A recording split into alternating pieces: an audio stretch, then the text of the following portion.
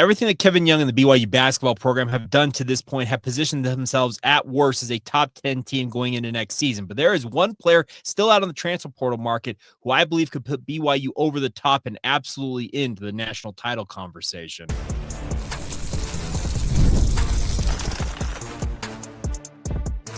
You are Locked On Cougars, your daily podcast on the BYU Cougars, part of the Locked On Podcast Network, your team every day. What's up, everybody? I'm Jake Hatch, your host here on Locked On Cougars, resident BYU insider. Thank you for making Locked On Cougars your first listen of the day. As always, thank you to all of you who are everydayers with us right here on your original daily podcast focused on the BYU Cougars. Today's show is brought to you by our friends over at FanDuel. Go to FanDuel.com right now. New customers can win $250 in bonus bets if your first $5 bet hits. It's as simple as that. Go to FanDuel.com to get started today. All right, let's talk BYU basketball right out of the chute here. And there is a key player, I believe, out on the transfer portal market that BYU at least has had some contact with that I think would transform this lineup and make it a national title contender if it's not already. Then we'll talk about the open of the transfer portal window for college football. It's a 10-day window. Promises to be pretty interesting for BYU. We'll get you a primer on that. And then we'll finish up today's show with, could the money rule this transfer portal window? And I'll explain a little bit more as we roll on here. All right, so right at the outset of this conversation, BYU basketball has done a lot of good things. Robert Wright III is going to obviously man the point guard position, and I think he will thrive alongside AJ Dybantsa as well as Richie Saunders. That creates a backcourt trio. Got football on the brain, obviously, but it creates a backcourt trio that I think is going to make BYU really, really good. Obviously, having a rim threat like Keba Keita's ability to be a vertical lob threat on offense, his absolute ability to defend the rim, even though he's not a full 7 feet tall, is really, really nice for BYU to have in the front court. But what is BYU missing? Yes, they are probably missing a backup big behind Keba Keita, but there is a guy on the transfer portal market that I believe would take BYU, because right now, if you have AJ Dybantsa, Robert Wright III, Richie Saunders, Keba Keita, and whoever else you want to add in, Dawson Baker, et cetera, on down the list, this BYU basketball team right now, I believe, will be at worst a top 10 team in the preseason polls going into the next college basketball season. But there is one guy, yes, one guy I believe that could put BYU absolutely over the top, push them inside the top 5 at worst, in my opinion. And I think his multifaceted ability would make BYU that much more dangerous and absolutely put them on the short list of national championship contenders. Well, who is it, Jake? It is the one, the only, Darrion Williams from Texas Tech University. Now, there's been a lot of rumors out there about him, but the more I dig into this, more I talk to people, there has been at least some level of contact between Williams' group and BYU. To the level of what those conversations entail, I am not privy to, nor am I really privy to how much in detail these conversations are. But there have been conversations between both sides, and I believe that Darrion Williams has the capability of making BYU a bona fide national championship contender.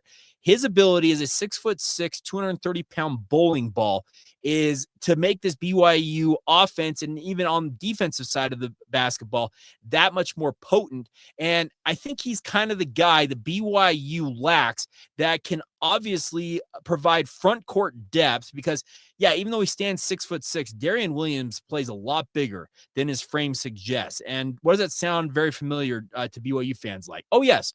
One guy named Fousseyni Traore, who also stood 6'6" and was very capable despite not being the tallest guy on the court, especially on the front court side of things. Darrion Williams has got Fousseyni Traore's ability to attack inside, but also has the ability that Foose did not have to step out to the perimeter and force teams to space out and obviously defend you on the perimeter. Now, Darrion Williams' shooting numbers are not going to strike fear in the hearts of his opponents. As a junior, so he'd be a a COVID senior this coming season if he were to sign with BYU. His junior campaign, he shot at an incredible 45.8% from 3. That cooled off this past season to 34%. So wasn't nearly as hot from the perimeter, but the threat of him being able to step out to as far as the 3-point line at 6'6", 225, 230 pounds, that threat alone is going to transform how defenses have to defend you, because he is just an absolute load to try and slow down. And BYU learned that firsthand. Remember, when BYU and Texas Tech played, Tech beat BYU 72-67, and Darrion Williams in that game was the second leading scorer for Texas Tech, scoring 18 points on 7 of 11 shooting. He was really, really good that night. The more important thing is, as I mentioned, as a 3-point threat, he was 2 of 4 from 3, 50% obviously on the night, and was a big reason why BYU struggled to contain what Texas Tech had coming at them in that matchup. What does this sound like? It sounds probably very familiar to what BYU, if you can't beat them, join them. It sounds like the Robert Wright story. Because remember, Robert Wright was an absolute terror for Baylor when BYU and Baylor squared off in Provo. Well, Darrion Williams, he carved up BYU in his own right. And Kevin Young and company may have said, hey, keep an eye on that kid. We may want to look at him. Talking with people in and around Darrion Williams, people at Texas Tech that I know, trust me, if there is a Big 12 media core that I have gotten to know more of in the Big 12 conference outside of the University of Utah, just simply because I've been in this market for as long as I have, it'd probably be the Texas Tech Red Raiders. And the conversations I've had with folks down there in Lubbock is that Darrion Williams originally hope to go to the NBA, hope to go professional, and obviously make money as a professional basketball player. He's been in college for quite some time. Like I said, he would be a super senior, a COVID senior, whatever you want to term it, if he were to come back for another year in college basketball. But there was some thought that he was over playing college ball and wanted to become a professional. Well, I think as you kind of go through that process, start to gather feedback from agents, NBA personnel, and the like, I think Darrion Williams realized, you know what? Maybe I'm better served to cash in one more time on NIL at the collegiate ranks and then look at what my prospects are, whether it is in the NBA, the G League, or having to go overseas and playing internationally. NIL is absolutely a crazy thing out there, and we'll talk more about this in a minute. I've got some details from Ross Dellinger of Yahoo Sports that speak to how crazy this portal window could be for football, but I think it also extends to basketball. And we're talking, in this case, about a Texas Tech versus BYU tussle, because Darrion Williams hasn't ruled out returning to Texas Tech. Our good friends over at Locked On Texas Tech, Chris Level and the crew, their podcast yesterday said that it's kind of a maybe not situation with Darrion Williams. And I can understand that, because I think you have to, from your side, speaking in this case of Texas Tech, or in our case over here at BYU, you have to have interest in bringing Darrion Williams in, but you have to have him also reciprocate that interest and wanting to play college basketball for another season, and obviously wanting to take whatever the NIL offer is. The good news is, in Darrion Williams' situation, if it is a BYU versus Texas Tech showdown, they are considered to be two of, if not the two biggest spenders in the Big 12 conference in terms of NIL propensity, the capability they have to throw out big offers and the like. So it's a very interesting situation involving Darrion Williams, but his skill set at 6'6", 230 to play inside out, and I think would really spread the floor for BYU, allow that pick and roll to be even more effective than it already is, allow BYU to play in so many different ways under Kevin Young's tutelage. Obviously, he's an offensive mastermind. I think Darrion Williams could take what is I think at worst, a top 10 BYU team right now as currently comprised. And if he were to join the BYU roster, I think they're absolutely on that short list for a national title contender. That's how good I think Darrion Williams could be and what he could offer to the BYU basketball program. All right, coming up next, I mentioned the transfer portal window is open in college football. What are BYU's plans when it comes to the spring portal window, which is shorter than the winter portal window? We'll delve into that next, give you the details of what I know for the BYU football program next. Today's show is brought to you by our friends over at FanDuel. Now, FanDuel is here for you guys to have fun with the NBA playoffs just underway. The play-in games are underway. The formal playoffs begin later this week, but FanDuel is giving new customers an incredible way to get in on all of the action. Right now, when you join FanDuel and place your first $5 bet, you get $250 in bonus bets if your first bet wins. As simple as that. Obviously, FanDuel makes it really easy to get in on the action, whether it's picking your favorite team or diving into player props. You can do three-pointers, steals, assists. They have many different ways to bet on your favorite players, but also you can do it both before and in game as well. That's the best part about what the options that FanDuel offers for you guys. So do not miss out. Head to FanDuel.com and claim that $250 in bonus bets today. Once again, that's FanDuel.com to get started today with $250 bonus bets if your first $5 bets hit. One more time, go to FanDuel.com today. Thank you once again for making Locked On Cougars your first listen of the day. Hope you all are doing well on this Wednesday. All right, so BYU football opens the transfer portal market here in the spring, not needing a ton. I know it sounds like kind of like, oh, thanks for burying the lead here, Jake. No, here's the deal. BYU football, let's be honest, has got essentially everything it needs coming back into the program. Now, there are some light needs maybe for BYU, but I think with this transfer portal opening, and it opens today, and it's open for just 10 days in the spring. So expect a flurry of action. I don't expect a lot of BYU guys to exit the program. And if they do, I think they're guys who are further down the depth chart who may realize, hey, you know what? If that house settlement comes into effect and the roster cut downs are imposed, now that hasn't been obviously locked in yet with this house settlement because it's still pending.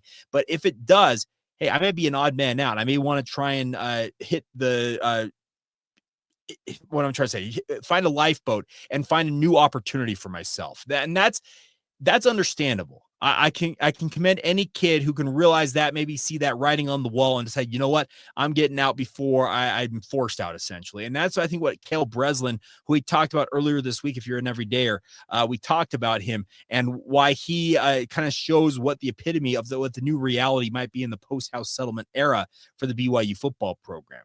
The other side of this is that there are going to be guys out there in the portal. We already saw Jaden Ott, one of the top guys in the portal, entered the portal as a graduate transfer from Cal, and then stunningly enough, a day later, signs with Oklahoma. Wonder what happened there. Wonder how quick those negotiations. Okay, here's the deal. There are conversations going on behind the scenes. It's a simple fact of how the portal operates, but we don't fully know how many guys are going to hop in the portal here. And that's where I think the curiosity for the BYU football program, Kalani Sitake, Aaron Roderick, Jay Hill, and obviously Kelly Papinga as his coordinators, how are they going to evaluate guys in the portal? I think the biggest thing you can take away from this is that BYU is in a position right now where I think they can take the best player or players available. I don't think they can take a whole litany of guys. I'm not saying that BYU is going to take 30 guys from the portal and essentially jettison another 30 guys off this roster, but I think BYU can accept a handful of guys, bring them in if they are the right type of player. Because the other thing about this is you don't want to upset the apple cart. Remember, BYU went 11-2 a year ago. You do not want to mess with the continuity that comes off a season like that. Now, nobody's satisfied, it feels like, in that program because they were oh so close to making a Big 12 title game appearance, to potentially playing in the college football playoff. All that was there for the taking. And I think that is what is really propelling this BYU football program right now, knowing how close they were, but also how far they still have to go as members of the Big 12 conference. And you don't want to mess with that because they had a good thing going a season ago. But if you can go out there, and I think the number one thing is if BYU is going to bring in somebody via the transfer portal, if they're going to be a one-year player, say a graduate transfer in the mold of a Jaden Ott, they better be absolutely transcendent, top 10 type talents that you're bringing in. I think BYU is better served and would be better served to bring in guys who may not be top tier prospects right now, but are guys who have multiple years, 2, 3, maybe even 4 years to develop in BYU's program because they can already bolster depth right away, despite being maybe younger with regards to their eligibility. But they come in, they learn how BYU operates, they get in BYU's development program, both strength and conditioning with the sports science program, and obviously the coaching that they will receive at BYU. They have to realize they're going to come in and maybe not be the impact player right away that they maybe hope to be, but understand you're coming into a winning football program with a chance to go and win a Big 12 title this year. And in time, with the proper development and you putting in the time, you can emerge on the other side as one of the key players in a future iteration of this BYU football team that hopes to have some long sustained success here as one of the top teams in the Big 12 conference. It's very easy to see things slip because injuries and the like could obviously soil BYU's chances of winning a Big 12 title this season or any season going forward. But I think the Cougars understand that they don't need to go into the portal and they're not looking and begging like, oh, crap, we got to get guys for this position. We got to get an answer for that. They don't have that situation right now. They're pretty well stocked essentially across the board. There are 3 key positions that I believe BYU should target if they're going to need to, I use that air quotes liberally, to target guys in the transfer portal. Those would be another tight end to pair with Carson Ryan. I know that Ethan Erickson is on the roster. Guys like Noah Moiaki are there as well. But you want to have another proven option at tight end. And if you want to see the tight end return to BYU glory, well, you got to have tight ends who demand the football. And obviously, I think a guy like Carson Ryan can do that, but he can't do it all himself. I hope that Ethan Erickson stays healthy for a full season finally, because it just hasn't happened in his BYU career to this point. But I think you look at tight end potentially to come in and be a running mate for Carson Ryan. I think along the defensive front, you probably maybe look at a defensive tackle or two to pair with Keanu Tanavasa, provide depth and obviously competition for whoever is going to be alongside Keanu. I think guys like Anisi Purcell, who already came in the winter window, they're going to be chomping at the bit to assert themselves. Incumbents, guys who are holding over like Sani Tuwala, Joshua Singh, John Taumoepeau, I think all of those guys are saying, hey, get out of our way. We're the guy there. But I think BYU should look at defensive tackle. And if there's a premier pass rusher, a defensive end, or outside linebacker, yeah, you absolutely entertain that as well, because you can never have too much pass rush. And BYU's learned that the hard way the last few seasons, because the sack output has not been where it needed to be. Now, the interceptions have been pretty nice, but they need to get more havoc plays in the backfield, forcing fumbles, getting sacks, and the like. And I think you look at pass rushing if there is a premier type talent out there in that regard. Now, that's going to cost you money, obviously, in NIL, but I think the situation with BYU right now is very clear that if BYU requires funds, whether it's in basketball or football, they can come up with the funds. The boosters have put the money where their mouth is. That's beside the point. The final position group I would be targeting if I'm BYU is at cornerback. I do think that guys like Maury Bamba, Evan Johnson are very capable players, but you can never have, as I mentioned, too much depth. And I think with the young players, Trey Alexander, Jonathan Cabea, and the like, maybe one more body in that corner room could really do some wonders for Gennaro Guilford's confidence in his unit. It's not that he doesn't have confidence in them right now. I can tell you that Coach G, he is uber confident in the guys he brings in, because he is meticulous in how he goes about offering, selecting guys when it comes to the portal. Obviously, when he brings guys into BYU, he knows what he's looking for. And if he finds the right guy out there, I think BYU would do well to add a cornerback to this rotation, if not challenge for playing time and a starting spot right away. But the nice part is those 3 positions, they're not like dire straits for BYU. They're just luxury in many respects. So let me reiterate. I think the BYU will do work in the transfer portal. They can bring in a handful of guys. I wouldn't imagine it's more than 10 at the very, very most. You'd have to have 10 pretty outstanding guys for BYU to go to that many. But if they bring in that many guys, that means that many guys potentially could be on their way out as well due to roster constraints if this house settlement comes into effect. The third part is, I think the situation for BYU is it's not, like I said, positions of need. It's more about, hey, that player's really, really good. He can make us better. Let's bring him in. And it's regardless of position. Quarterback on down the list. If they find a guy they believe they can help them win, by golly, get him into Provo, Utah, and get him inside this football program and see what they can do. All right. Final thing with regards to this transfer portal cycle. It could be massive paydays for certain guys. And if you have those proverbial skills that pay the bills, there are going to be booster groups, NIL collectives, who are going to be willing to fork over some cash in this portal window, because it's really the last time they might be able to do that. I'll explain more momentarily.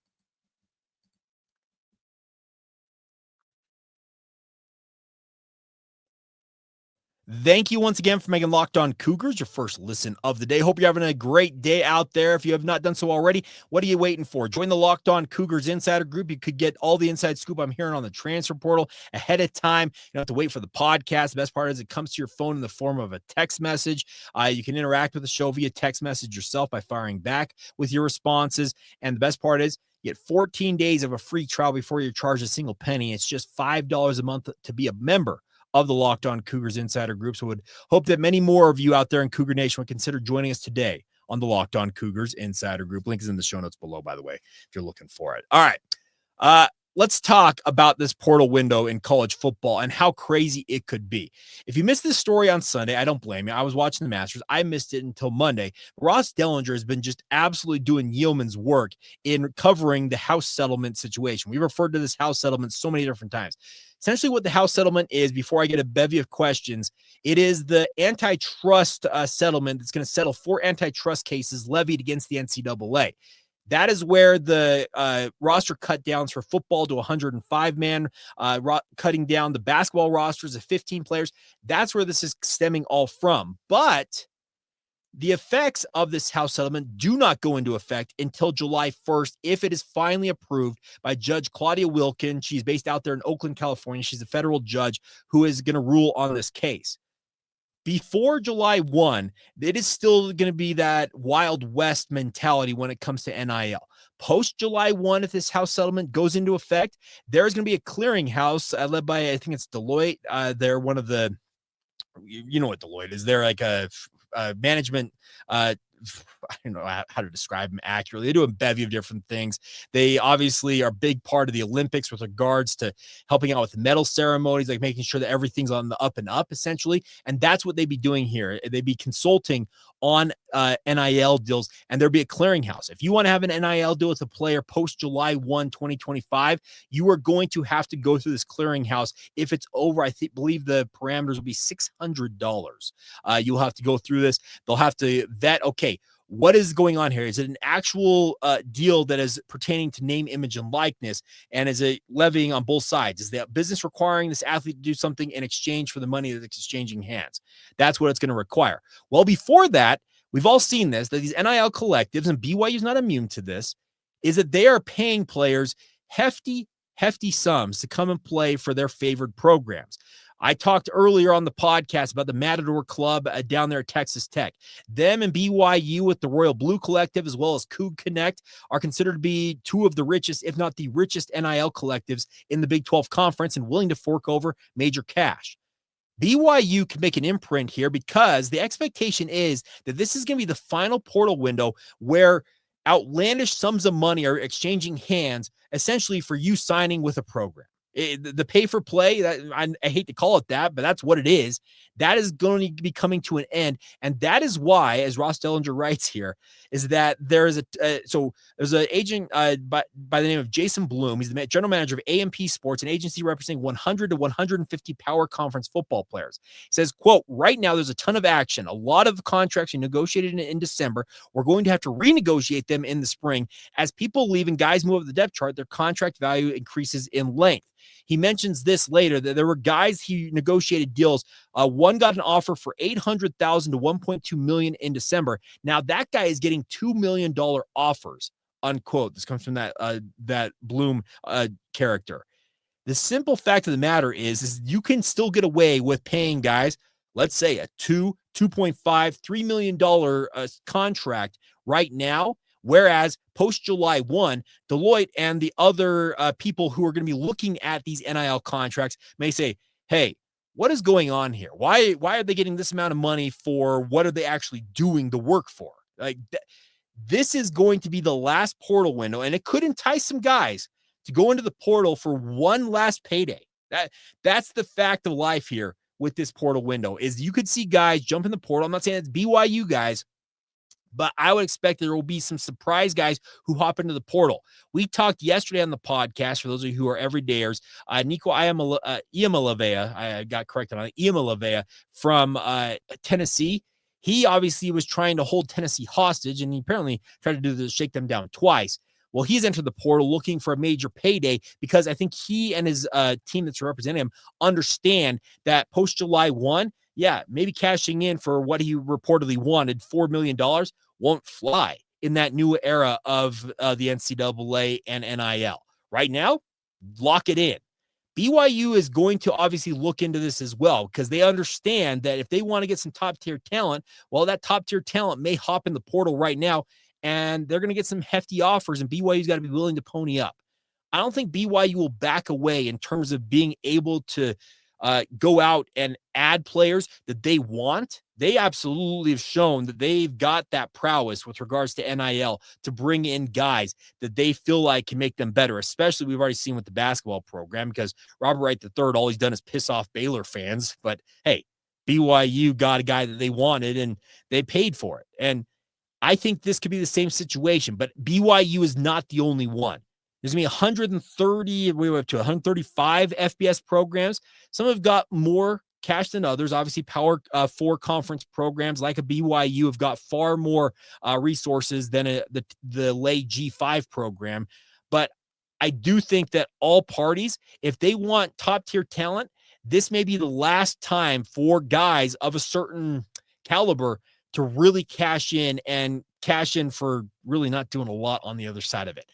I understand that may be ruining your whole perception of college sports. I get all that. And really it's pay for play. And that's kind of been the antithesis of what college sports have been aspiring to be for decades. But I think we can safely say that era of college sports, it's been dead and gone for as many decades, it feels like, as it was hoped to be there for at the same time. It is going to be very interesting to see how this portal window operates because it's 10 days for guys to enter the portal. It's not no longer a month like it was back in December. But it's going to be curious to see which guys decide, hey, I'm opting out right now. I'm going to try and cash in one last time. And then if this house settlement does come into effect, is there a cooling off period of how much money will actually be exchanging hands going forward?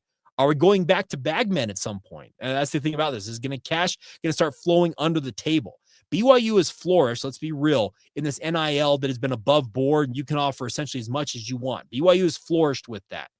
If it goes back to where there's a cap on it with regards to NIL, because the house settlement, let me be very blunt about this, it's not done yet, and it could still change with regards to what the NIL cap, or if there's even going to be a cap, could be. There's been arguments all across the board on what NIL should be with that house settlement, but there's obviously that pot of money with regards to player revenue sharing coming from the programs. There are millions upon millions of dollars out there floating around. And certain guys are going to take the initiative and go out and cash in on it, while others may stay put and, quite frankly, may miss out on a big payday they could have had they decided to jump into the portal in this window. I'm not saying it's right. I'm not saying it's kosher. I'm not saying it's good for anybody to do that, because obviously you're going to make your own team and your own fan base upset by doing something like that. But at the same time, we talk all the time, this is a business. Well, if you want to cash in to the tune of potentially hundreds of thousands, if not millions of dollars, this may be the last time to really do that without some extra scrutiny over what you're signing, what the contract stipulates, and what you're actually doing to make said money. Because post July 1, I think it's going to be a very different world pending that house settlement finally coming into effect. And I do really wonder, like, looking at this portal cycle this year in the spring versus next year, how different the action might be. How many more guys may hop in this portal window versus how few potentially could jump in next year. It's all worth watching. And I, for one, I'll be passing along anything I hear, but at the same time, I'll be watching right alongside every single one of you to try and get a feel for really what the new reality looks like in college sports. All right, that is going to do it for today's edition of the podcast. As always, thank you for your support of the show, liking, subscribing, rating, reviewing, sharing with your family and friends. If you're out on the cruising with the Cougs, make sure you pass along the word that, hey, this podcast is here for you guys every single day with inside analysis, insider tidbits, all things BYU every single day right here on the Locked On Podcast Network. But as always, thank you for your support of Locked On Cougars. Thank you for being an everydayer with us. And of course, we'll be back with you guys again soon, tomorrow, right here on the Locked On Cougars podcast.